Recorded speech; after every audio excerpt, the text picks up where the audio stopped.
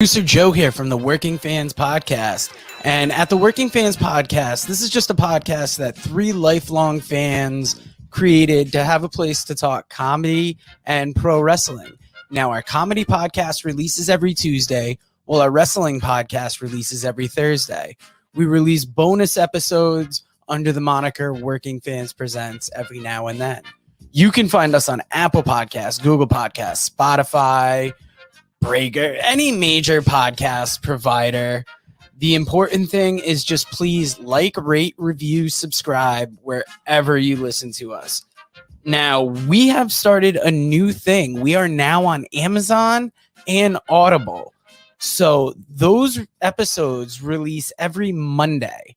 And that's kind of going through the archives and just releasing our old episodes in a new area. So if you want to live through the process with us again, take that journey with us again, you can find us over on Amazon and Audible. Now, if you can't get enough of us in the audio form, check out our YouTube. It's youtube.com/C/Working Fans Wrestling Pod, or just search Working Fans Podcast on YouTube. We have the whole archive is up there. And if you listen to the Working Fans Podcast, you are more than familiar with the 531. That is our signature segment where we take your top 5 lists on a particular subject, vote it down to a top 3, and then debate it down to a top 1.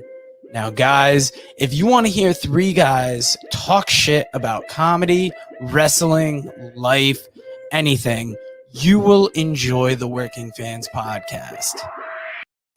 Fans, welcome back for Working Fans Saturday, episode 37. This week, we are talking top dream opponents for CM Punk in AEW, since it's rumored that he's going to be going there. I will be joined shortly by the man they call Dave and AJ Strangebrew. But first, let me play this intro video for you.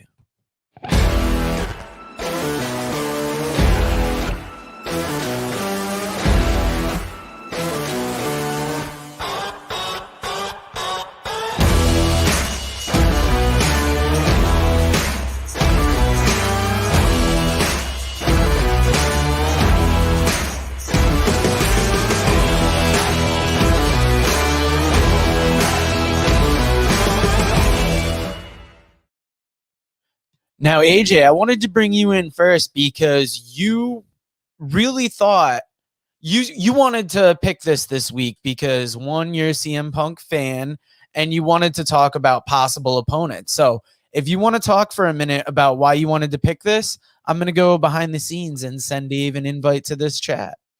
So absolutely. CM Punk is one of those people who has what ifs written all over him. People absolutely love CM Punk. They want to know what's going on with CM Punk. He left under circumstances which you don't typically see, and has controlled his own narrative, which is something you don't get to see with a lot of wrestlers. He's truly that what if character. And the reason why I wanted this is because he has mentioned through the years now that there are his own dream opponents, and a lot of them are in AEW right now. Who doesn't want to see him versus Ken Omega, or with the work that they're doing right now with New Japan? There are so many possibilities for CM Punk dream matches, and this is something that is just hit a nerve with the wrestling community, because he was that great wrestler that really could work any style and work with anybody, whether it was a catch as catch can, whether it's fighting, whether it's true wrestling and combining MMA. He literally does a little bit of everything. So his style works so well, whether he's wrestling a bigger opponent, whether he's working with a smaller guy. Now, we don't know which CM Punk we're going to get back. We don't know if he's going to be down around his MMA weight, if he's been bulking up, because we don't really see a lot of him. He's done a good job of hiding himself and keeping himself protected from the business. So we don't know what CM Punk we're getting. But no matter who it is, there are so many matches we want to see. Yep. And I would argue that we don't even know he's coming back. We haven't gotten anything concrete. And the last thing we heard from Punk himself was when he had that show at StarCast saying he wasn't coming back. And I mean, he never said never, but he over also the last year, though, he has said that for the right money and for the right artistic side of what he saw and for the right matches, that he would be interested in coming back. He did talk a lot about different wrestlers and who he would like to wrestle. A couple of them were in the WWE, but a lot of them were not in the WWE. But a lot of them also are not in AEW. That's so it's interesting to see. Like I said, that link up that AEW has with New Japan opens up a lot of doors for wrestlers who could work through the New Japan office into AEW. So you could see matches that you wouldn't necessarily get a chance to see because WWE is limited. What you see in the WWE is what is on their roster. With AEW right now, because of the impact, because of New Japan, because they're working with other organizations, you have so many more possibilities. I mean, they even have a working relationship to a point with NWA. So, yep. And while we don't know if CM Punk will show up, we do know that the man they called little technical difficulty there, boys, but I'm here. Oh, Dave, we covered for you beautifully. We had AJ really talk about why he wanted to talk top dream opponents for CM Punk and the landscape that's out there. So, AJ, do you want to give us your list first since you were busting at the seams to talk about it? Absolutely. I mean, my dream opponents, some of them can be wrestled with working through AEW because, like we talked about with the relationship with New Japan, because two of my top guys are from New Japan. I would love to see him versus Takahashi, or I would love to see him versus Okada. I think either one of those matches would be absolute dream matches, and I think would be incredible to see. Another match that I would love to actually see that I don't know that we'll necessarily ever get a chance to see is I would love to see him versus Marty Scurll. I think that would be a tremendous match. I know we're not supposed to talk about Marty Scurll anymore because of the Me Too movement and all that stuff. Yeah, but Marty Scurll is one of the best workers out there, and obviously that's a dream match that I would love to see. I would love to see him versus NWA champion Nick Aldis. To me, that would definitely be a dream match. I think that their two styles would work very well together because you have that classic style of Nick Aldis versus a style in CM Punk that really works with anything. And then another match that I would absolutely love to see, and I think that this has got to be on everybody's list, is obviously Kenny Omega. Kenny Omega is, I mean, he's the collector of belts. He claims to be the best in the world right now. There's a lot of people that agree with that.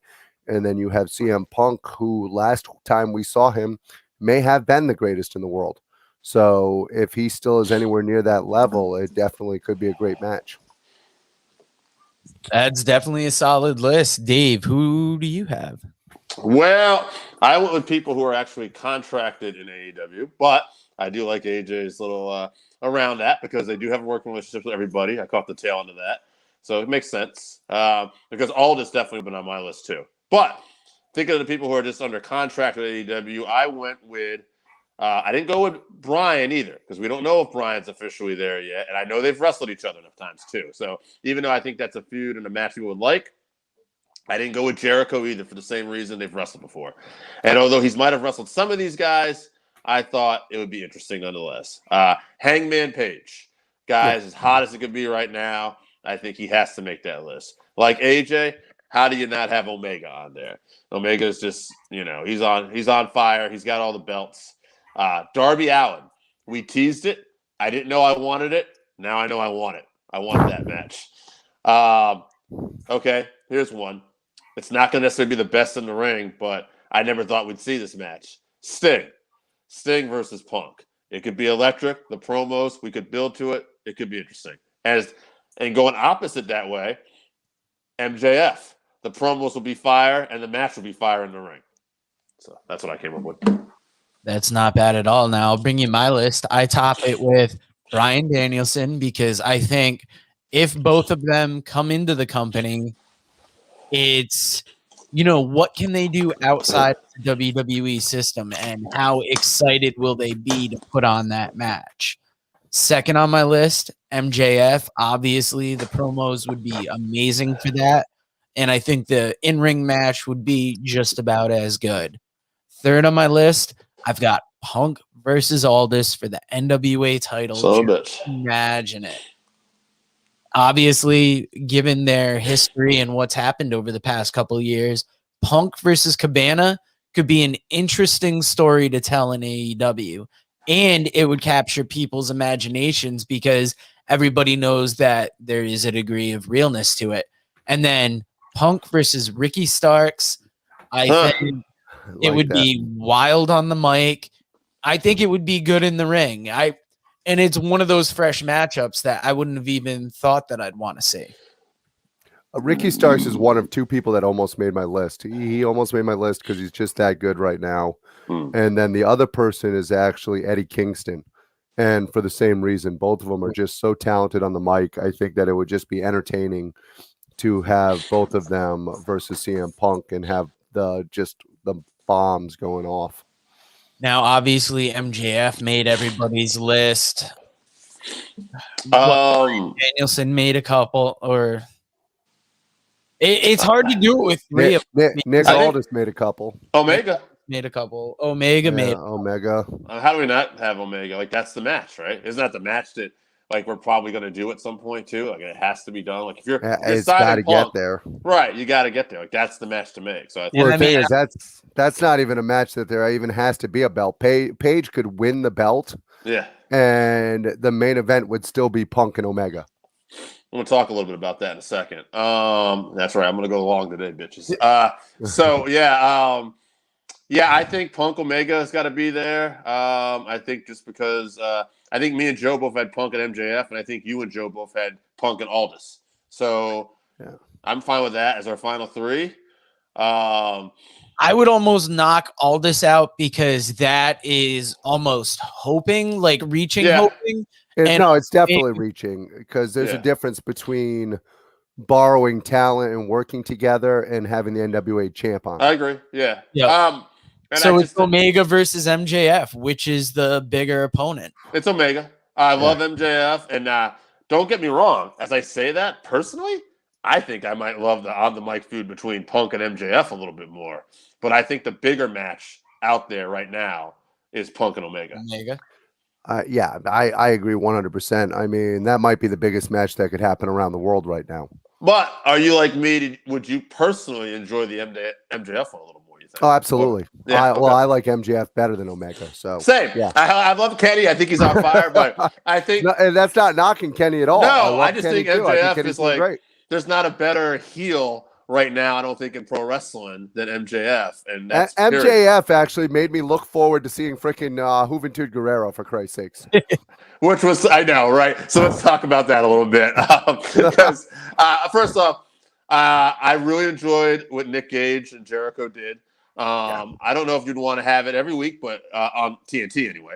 But it was fun to watch the fans actually swiping glass off themselves. So which I guess they had gimmicked the inside because Jericho, I think, had something to do with this match. I don't think he was going to do that. But I think it was really cool. But I think, like you said at the end of that, like, well, I'm sure it'll be fun. But, I mean, you're building, right? Like, we're building. Like, whoa, what's the next one going to be? I don't give a fuck about Juventud Guerrera. Am I the only one? I was happy to know he's still alive. Yeah, like, that'd be fun. But it was like, you should have brought out Juvi first. Oh, he's going to have to do something off the top rope. How will Jericho pull that off? Okay, whatever. I mean, I love this show. I've been telling anybody off air, like, I love AEW, what they're doing.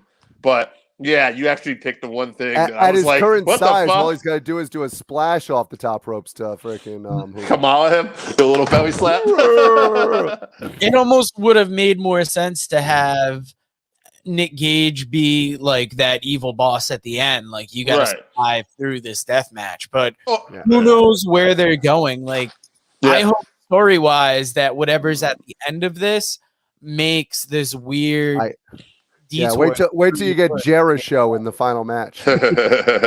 Now, one other thing, too, I just want to say, this is about AEW because we're talking about it, too. I love the fucking show. I went up to a random guy yesterday that I know who, likes wrestling, and he's a casual fan, and he was big, but he was, like, big into WWE NXT, but he was starting to really enjoy AEW, and I told him, I said, man, AEW's been cooking. He's like, yeah, they have. I love all the shows. He said, but damn, they did my boy Hangman Page dirty. I wanted to see him win. And I thought, you know what? That's interesting that's the reaction because, like, that's kind of how I felt. Like, I watched the show. I loved it. I loved the presentation. But I'm like, I really want Hangman to get this match. And I don't think we're going in that direction right now. I don't think they are either. I think they're making Hangman draw it out. Yeah. Which I hate to say this, is actually the right thing. Maybe. I'm not against that either. But they have to do that right. Now we're playing a balancing act where it's like, I'm like, you're a little like, I guess I want to go the safe route. I'm like, okay, I know he's hot right now, and you haven't fucked this up. Let's go. But as long as they don't pull a Vince McMahon and pull the rug out from underneath them, they should. Right. This is the right way to do it. I don't know. We've heated up and cooled that feud a couple times, and are they just cooling it again now because of the possible CM Punk come in? Because I feel every time they heat it up, it's getting hotter and hotter. Yeah, but you run the risk. We know that. We've seen this before. I'm not saying, again, it really depends. I don't think it'd be. When's that New York show? Is that after All Out? I think so. I think New York's after. That would be the show to do with that, I would say. Yeah, I wouldn't wait till November. You might be able to wait till November, December, but I would prefer. The thing is, if Punk comes in and if Punk is wrestling Darby Allin first, he might not be coming in as a face, which means that it won't be him versus Omega. Right. Well, he's got to get a face reaction if they're debuting him in Chicago. Yeah, I guess. Yeah, I mean, he's gonna. Right. That's no matter who he wrestles, but yeah. What do you think about too hinting at Punk in Chicago rather than just saying Punk's going to be there? Are you kind of like you wait it out because you want to do the surprise? If even though Punk's not there, that's huge. That crowd is going to shit all over your product. And they've already, I saw on Post Wrestling that they've sold already over 10,000 tickets to that United Center Rampage show. Yeah, which is. You still want more than that, though, for that. That's a 23,000 bill. That's just on a pre-sale, though. Right. If you want to see what the reaction is going to be like, think Rey Mysterio at the Royal Rumble getting booed because you didn't get the result that you wanted with the WWE. Now, times about 1 million, and that's what's going to happen in Chicago. And to me, you only do the United Center show. You added a Chicago show when you're a few weeks away from a Chicago show because you're expecting CM Punk to be they're there. opening up all kinds of tickets because the ticket sales are going through the roof now because of what they're hinting at. And like the other thing about that too is that they're basically right. They're strong hinting at it. So I guess my point is, do you just announce CM Punk or do you keep doing what they're doing as long as you're selling tickets? What do you? It's hard. I mean, I heard Tony Khan in an interview. I think John Pollock brought it up because he said that Tony Khan was asked point blank about it, and he said he couldn't comment on it. And it's but here's the thing about CM Punk. Anytime he's been hinted at in the past, he's very quick to say no. He hasn't said nothing. That's not true. He hasn't said a damn thing. Right. So I think he's coming. I think he's got it. Yeah. I think it's having Darby. I think if they were hinting at him like this and he wasn't coming, that he would be shitting all over them. See, I can't believe that he's coming until he's there because these are all very good things to generate interest. But in the end, everybody involved can say, hey, we never said he was coming. Absolutely. We never explicitly said he was coming. You can hint at it all day, but isn't that just a promoter really getting? I mean, you talk about risky product. I don't like it at all. I don't think you booked at a venue first off, and I damn sure don't think you have Darby say, I want to wrestle the best in the world. That was Even if they bring out Daniel Bryan, if it's not CM Punk in Chicago's gonna fucking shit on it. Right. Yeah. you might be able to get away with elsewhere with Daniel Bryan. Yeah. Right. Yeah. Chicago. You're not gonna get a yes chant if it's not CM Punk. As long as in Chicago. I'm sure he doesn't seem to care about paying for the rights. You don't do the show any other way, but you open that show with Cult of Personality and CM Punk comes out, and that's how we're starting the show. And the fans are going to go fucking nuts because they're going to be yelling right? As soon as that fucking show starts, as soon as they start getting in there, they're going to start yelling CM Punk. That crowd is going to be going bananas. Now, Joe, I know you listen to Post Wrestling too, and they brought up an interesting point. I think it was Post, maybe it was someone else. So forgive me either way, but I thought it was interesting. Would you have better waited to have Punk be on Dynamite, or is it a good move putting him on Rampage? I mean, I think it's an interesting move. It's good. You're going to draw people to that show, and it's a tough time slot, but you would get more viewers, I'm guessing, for Dynamite. You would see. What is the time slot for Rampage? 10 o'clock Friday. Oh, yeah. So that's why that's why you're bringing that in there. Wow. Yeah. You could put it then. Like, I mean, I think you put Punk on that last United Center show just to drum up that crowd anticipation because he's not at the first show. Maybe Brian comes out, so you get a pop. Brian alludes to Punk, so the crowd is still on the hook. The Dynamite, he still doesn't come out, and then I say at the end of that pay-per-view, Punk comes out. Like, you end the pay-per-view on Punk coming out. Hey, if you're AEW, this is totally random. I'm sorry, I didn't want to say it, but do you buy ad time on SmackDown? Like, essentially, they're your lead-in? Like, you know what I mean? I don't know what it costs to get SmackDown, like, you know, and what that would be, but, like, why not? It's not a bad idea. Yeah. Not a bad idea. Because there are fans out there who probably watch casually WWE who don't know about it, and then you're hinting at CM Punk and you see an ad for Punk. Like, I don't know. I think that would be money well invested. But so I got a question for you, and this is something I haven't heard asked. Punk's not the only wrestler in that family. Oh, AJ Lee. Yeah, I don't know. It'd be interesting to see. I think MJF would. There's only one that people care about, I think. I mean, that might be true. Comes back, but that might be true. But she was a hell of a worker. She was good. I mean, she doesn't have the name or versus Britt Baker. She could be fun in that division. She could add some stuff, but she's not going to create the obviously. That's why you're not hearing anything, I guess. You know what I mean? Like, there's not people. Yeah, I mean, obviously, if Punk comes in, that opens the possibility for it if she's open to it. But I mean, I think right now, Punk's the one who everybody's clamoring for. Now, unlike Daniel Bryan, who is the only wrestler in his family. Okay, see what you did there. So yeah, what we were saying. So the lead-in is SmackDown. The lead-in for AEW on Friday nights at 10. That's kind of interesting if you bought ad time. But I think it's a lead-in for fans that are fans of both. I think there are people on either side of the debate, like in life, that just will. They're either WWE. Do you think TNT is going to be unhappy if they don't draw the same number that they draw on Dynamite? I think they've got to expect a different number because I think that 10 p.m. time slot. I mean, don't get me wrong. If you get that first show and people believe that CM Punk is going to be there, you draw CM Punk on there, then maybe you might have a chance to draw at one time. But that's going to be a tough, consistent draw at that time bracket. It is. Yeah. I think they'll do good initially, and then that's going to be their second show. So they're hoping to create interest, and then you have Punk on the second show. But yeah, to continually get people for that time, it'll be interesting. It's going to be and Friday night is Destination Wrestling. Who thought? You would have the funny thing. SmackDown's been drawing some views lately. SmackDown's been a good show lately too. Yeah. Fucking Roman Reigns with that missionary style fucking joke last week, and then John Cena comes back with this week. If you have someone who can do missionary for 2 decades and make it worth interesting, he's like, you keep that person in your life. I thought, you know what? That's funny. Like, these guys are good right now. And that's another big thing. How wild is it that Cena's been hated for so long, yet he's coming back to SmackDown and making it worth seeing? He's drawing crowds too. Like, there's been discussions, I think, on Wrestling Observer where they talked about they had crowds that weren't going to do as well on live shows. They advertised Cena, and they've gone up now. They've been big shows. And now, if you watch SmackDown last night, they're literally advertising it as the Summer of Cena, and they have him on all the shows. So it's funny. Like, is this the last Summer of Cena?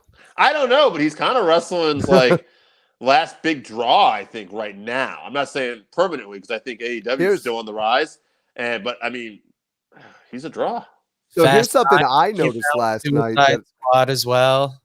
Something I noticed last night that I don't know if everybody noticed. Cena is known for his strength and known for, picking up the big show, doing like the FU, stuff like that. He actually looked like he was struggling getting Corbin up. Well, Corbin's a big boy, and I don't think Cena's been powerlifting in this time away. That's what I'm saying. Yeah. I think he might have let the powerlifting go a little bit. He looked like he's struggling a little I'm there. sure he has. I'm sure he You did. think he's concentrating a little too much on the acting now and not getting doing a little bit of that. I'm sure he's still lifting, but I think he's doing more of that Hollywood style lifting where you got to be a little bit more cut up, a little bit more. He's also hasn't been too quick to peel off that T-shirt and throw it to the crowd. Maybe Corbin sandbagged him too. Just saying. Oh yeah. And by the way, does Finn Balor go from challenging Roman Reigns to now having to face Baron Corbin at SummerSlam? Yeah. Fucking Pat McAfee, by the way, makes that segment. He's like, I'm not a lawyer. I don't know if this counts or not, but it's interesting. You see, John Cena's got his name on it. And dude, I love Pat McAfee. The crowd doesn't automatically go for the heels. He literally goes for whatever excites him in the segment. Right, like Nakamura's song is going. The crowd is fucking on fire. They're singing Nakamura's music. It sounds like back in NXT when he first debuted. The crowd's going crazy, and McAfee's dancing on the table. He's like, Bobby Roode told me he was going to kill me if I dance, but I can't stop it. This guy. Yeah, we need good. Quite frankly, we need him on Raw. Yeah, whatever. I'm giving up on that one right now. Although I don't think anything can save Raw. Yeah, but yeah. Well, so I don't know. I'm interested to see how AEW does in this time slot with the Friday night. It'll be interesting, like long haul, to see like again what happens. Like you said, when they debut that show, but having Punk on the second ever Rampage, that's good. That's good. Good way to start it. Yeah, it's definitely a great way to do it. But what do you do on the first Rampage to freaking get it fired up to begin with? Yeah. I don't know. I don't know where that one is either, too. So. Yeah, what's going to get people to tune into the first Rampage? I thought the first Rampage was at the United Center. No, that's the second one. Episode really? 2. Yeah. Yeah, I'm pretty sure. So we'll get 12 people to watch the first one and then 1.2 million for the second one. That's fantastic. I don't know about that. We'll see how it goes. I mean, they're on fire right now. Their ratings are great for Dynamite. I'm sure they're going to get some people tuning in for Rampage. Even like I said, it's a difficult time slot. Friday's a difficult time slot to begin with, let alone. Did you realize how much of a difference the crowd was going to make with AEW? Yeah, it's like a giant party atmosphere. I was saying this to someone like don't get me wrong. WWE, you watch SmackDown right now, and probably AJ, you're watching Raw. I imagine even as poor as booked as that show is, the crowd is adding so much more to that show.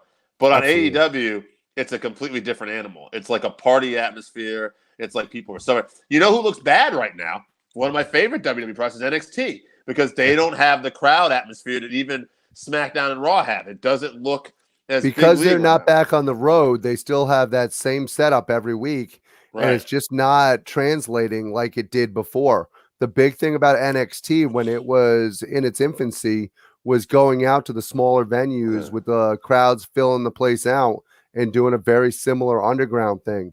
And do they not draw getting that right now? Do they draw the houses right now for that to even look as good though? You know what I mean? Like I don't know, because I think they've been hurt. I think going to USA, unfortunately, and going up against AEW hurt them. I think there's a fan base who used to like NXT that it became territorial and it became a team, and NXT was on the opposing end, and unfortunately. Then they got picked apart by Vince, and then there's injuries, and it's just like, oh man. Although the show's been solid lately, it's been the show's been fantastic. Yeah, I love the tag match. Freaking outstanding.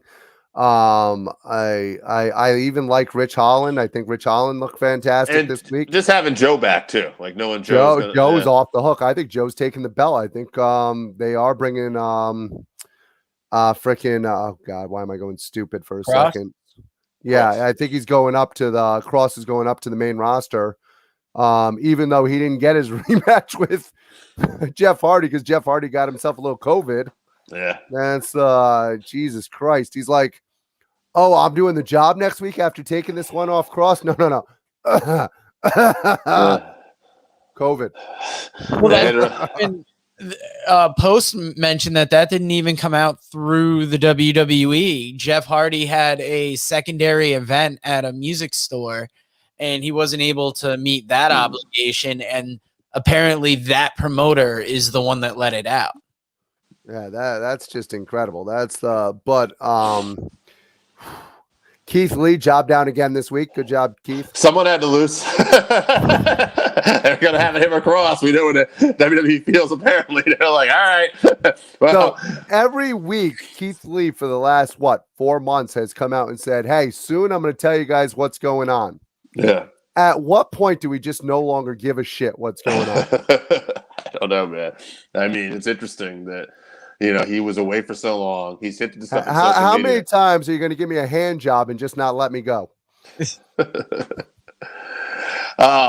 Question. Never mind. I'm not going to say what I was thinking, but yeah, man. I don't know.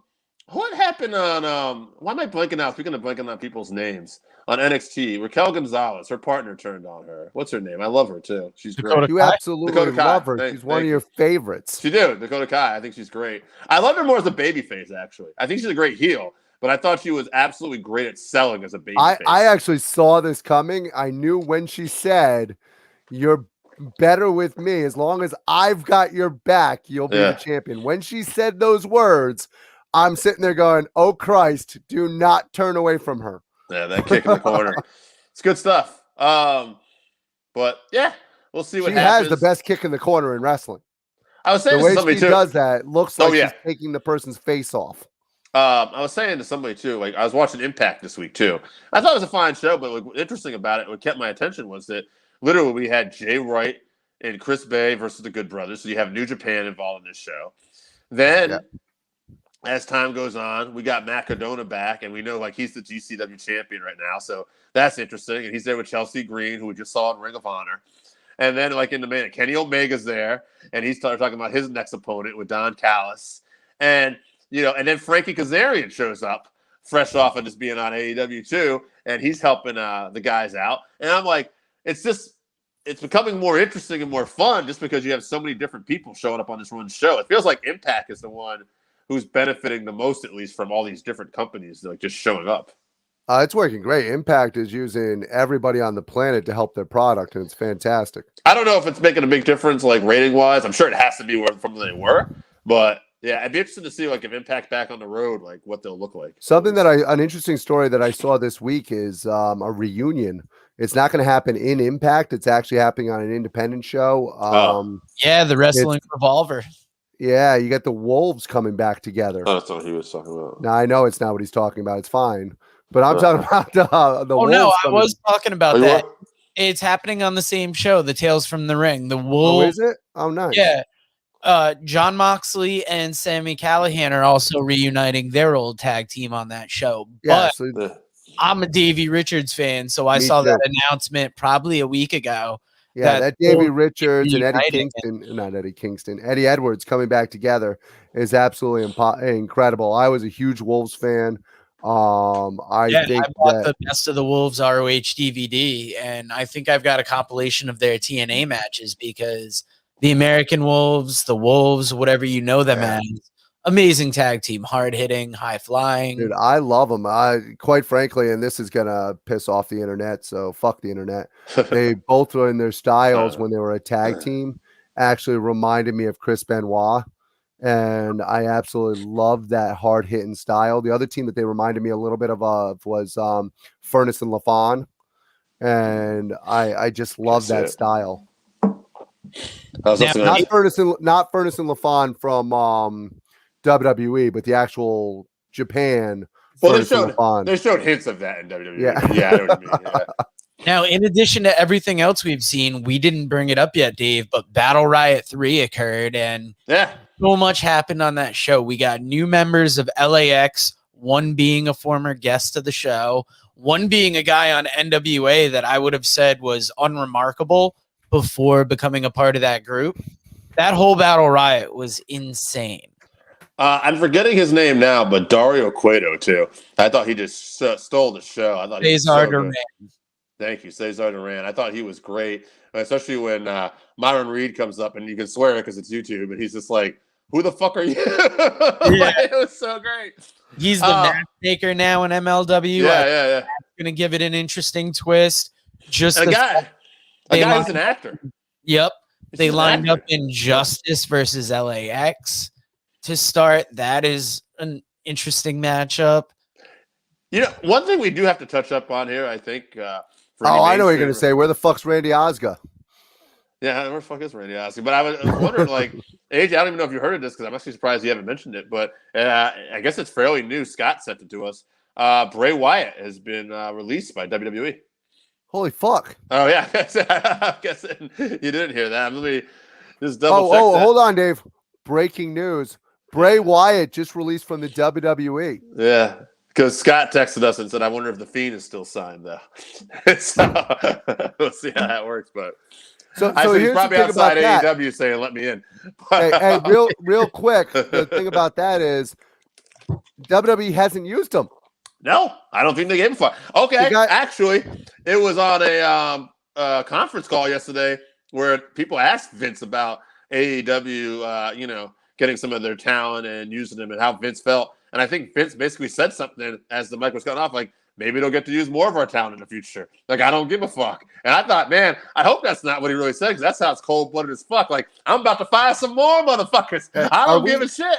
I might actually go listen to that call because I believe Post Wrestling posts the quarter's earnings calls. How does the WWE not realize that Bray Wyatt was over the way he was? I mean, they've never saw it. Because Vince is doing it through his eyes, and look at what he likes when he puts it out. There's no way he's gonna notice actual talent. Husky Harris, bro. I would like to hear what Bruce Pritchard thinks, because supernatural gimmicks are something he's huge behind. Yeah. I thought there were times where what they did with the Fiend was good. There were times when what they did wasn't as good. You ain't gonna get Bruce's honest answer right now. I'll tell you. No, not now. That's if you do want it, you're gonna have to stick a microphone up Vince McMahon's ass, because that's where his head is. Bruce is gonna be like, he's not connecting with the audience. Well, he's not connected to the audience because you guys job him out every time. Yeah. Wins and losses aren't everything. But the only way you're getting an interview with Bruce Pritchard right now is by doing a colonoscopy on Vince McMahon. So it's not fucking. I'll be interested to see where he shows up though. See, like Braun Strowman, right? He gets let go. I don't see him going to AEW, honestly. I don't see AEW chasing him now when everybody else are throwing money at. I mean, you never know. He had very little upside when he was at the WWE. Even when he was booked strong, he didn't look great. And he had one moment. Braun Strowman's a putz. He can go play softball somewhere with Sid Vicious and call it a day. So, but the question is, would AEW be interested in Bray Wyatt? I think there's potential. Yeah, he can talk. He can move. But what does he go under? I think you almost bring him in as a Wyndham. Blackjack Mulligan the third. I don't know about that. Maybe Blackjack Rotunda. He's gonna go in. I don't think he's gonna take that gimmick. No, he can't. That name. He's gonna go in obviously under his name. I don't think you can do the Fiend. No. What kind of gimmick will he be? I think he's going to be. I think he's going to create something brand new. Yeah, same. But the guy's so creative. He's come up with everything that they've used. Right. Everything that's gotten over has been something of his actual origin. So I have no worries whatsoever for him. By the way, another trademarked all that shit right behind him as he did it. But by the way, breaking news. New dream match, Bray Wyatt, CM Punk. That's not bad at all. What about this? Also, Aleister Black and CM Punk, by the way. I think what you do is you bring him and Bo Dallas in as the Rotunda brothers and just have them. Wait a minute, is Bo Dallas still under contract? Fuck, bro. I don't know. He hasn't used it for years. No, I thought they let him go a long time ago. He might still be there, but hey, how about this? How about this? Now, I'm assuming he has 90 days, so it's probably not going to line up. But imagine fucking Hangman versus fucking Omega. The fucking Elite are involved. The Dark Order's involved. And the fucking Dark Order's beat up. And and then the lights go out. Oh, my God. Fucking Bray Wyatt, him as a leader, a fucking dog. Or yeah, he fucking takes it. Because you had Brody Lee, who Hangman, and Bray Wyatt was super close to in real life, too. And that would probably be the best. Oh my God. That group would suit his sensibilities, and I'm sure he could come up with a new character to fill that. Sure he could. I'm sure they have a lot of fun. Or even start off the way they're going right now and have Hangman stay friendly with the Dark Order. And then bless you. All of a sudden, Hangman's got the belt, and the lights go out, and all of a sudden, the Dark Order turns on Hangman with Bray. By the way, guys, my allergies been bothering me because I've been cleaning up his house for the last few weekends and mess up. Cocaine. Yeah, that's what what's her name said. We'll get into that Great. story. Yeah, great girl. But she was awesome. But anyway, unfortunately though, tomorrow. So we'll see how this goes next week in future episodes. Tomorrow is the debut at my house of the cat. So the cat is coming. And so AJ shaking his head. Some guys will do anything for the pussy. I will say this, AJ. I gave it some thought, some off thought. AJ, we had a cat as a. Me and AJ were been roommates in our lifetime, and we had another roommate who brought a cat, and I remember it a little Bronco different. the Clown. I said, "Oh man," I said, "Yeah, I remember that. It took me a while to get used to it, but then I finally got better." And AJ goes, "No, I think he kept the cat in his room, and it was finally okay." And I said, "Well, one of us is right. I hope it's me." But I've been thinking about it, and my memory's clearing up a little bit. And I think AJ's actually going to get the nod on this one.